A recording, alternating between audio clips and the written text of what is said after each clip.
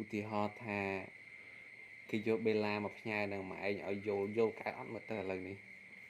មនុស្សបាទឧទាហរណ៍គេយកបេឡាអាចៅស្រីកូនលោកថៃយល់កើតទេយល់ដែរមិនដឹងជួយបែបអត់មួយថ្ងៃកើតទេ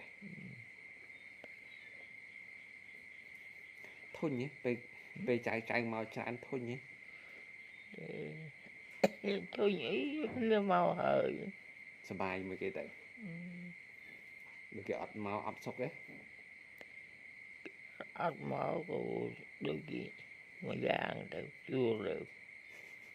ពេលគេមកក៏ស្រួលដែរទៅហើយចុះបើសិនតែ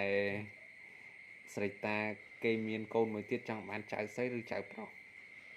អាណាស្រីតាបានមួយទីមានស្រីទៅគាត់មកពោះមួយ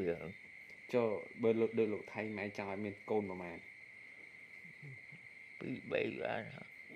បើសិនតែគេមានមួយទៀតចង់បានស្រីឬប្រុសដែលមើលអ្នកបងចនាបានមួយទៀតម៉ែចង់បានស្រីឬប្រុស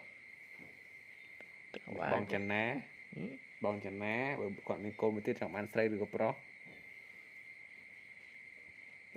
តាមដំណើរស្រីក៏ដល់ស្រឡាញ់ទាំងអស់